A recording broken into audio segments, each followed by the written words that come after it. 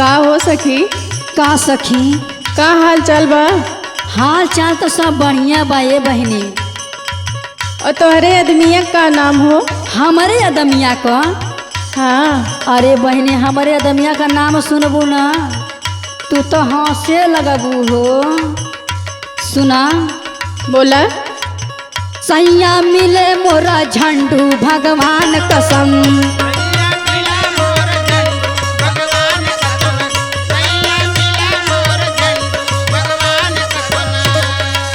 सैया मिले मोरा झंडू भगवान कसम। सैया मिले मोरा झंडू भगवान कसम। उनकर नाम बापा खंडू भगवान कसम।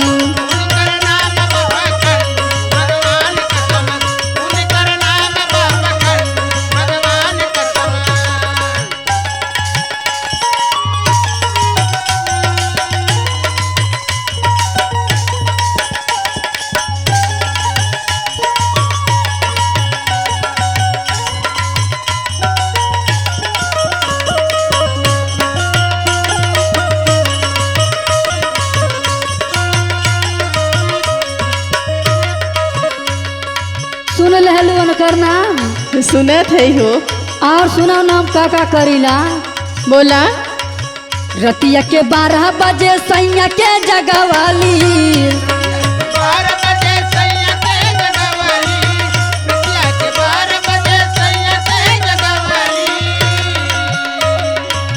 हाथ गोड़ जोड़ हम राजा के मनवाली।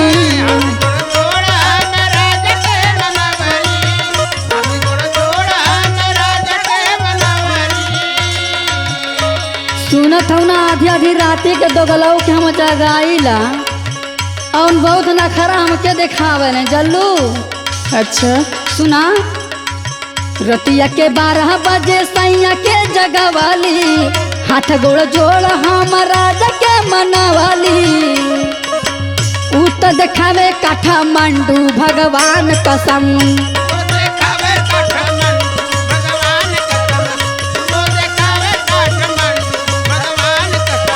ऊ तो देखावे काठमांडू भगवान कसम। ऊ तो देखावे काठमांडू भगवान कसम। सैया मिले मोरा झंडू भगवान कसम।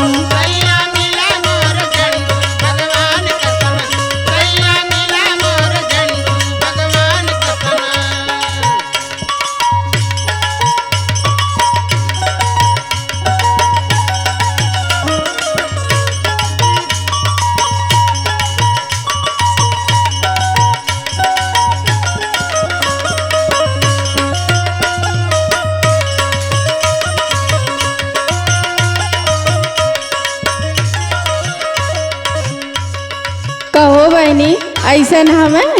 हाँ हो यार। सुना। बोला। यहाँ से नीक हम नैहर में रहली।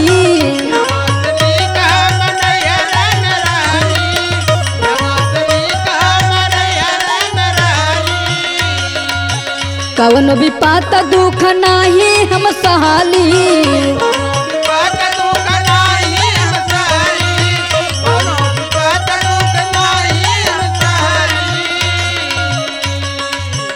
हम से नीक हम नैहर में रहली। कवन विपत दुख नाही हम सहाली। ऐसे तो ठीक बाटे नंदू भगवान कसम।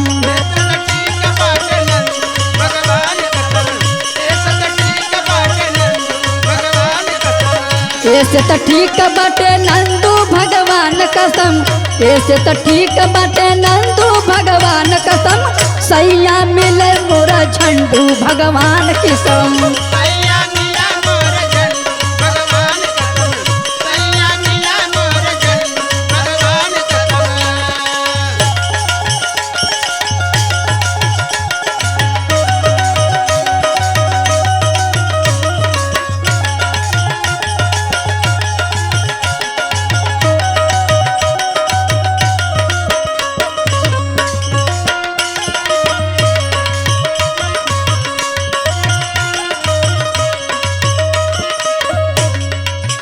और सुना।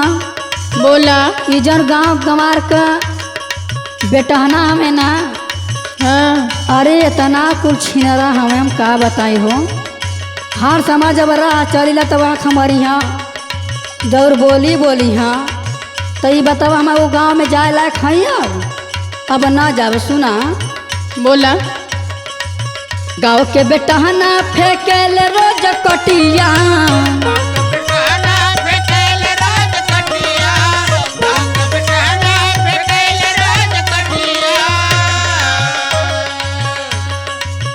लहरी देवा रवाना बुझे मोर बतिया,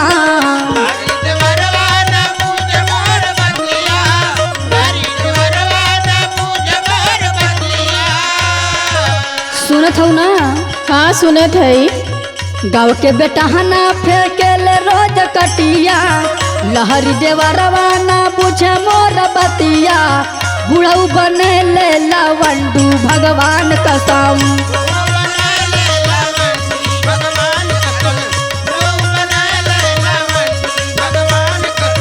बुढ़ऊ बने लवंडू भगवान कसम, बुढ़ऊ बने लवंडू भगवान कसम, सैया मिला मोरा झंडू भगवान कसम।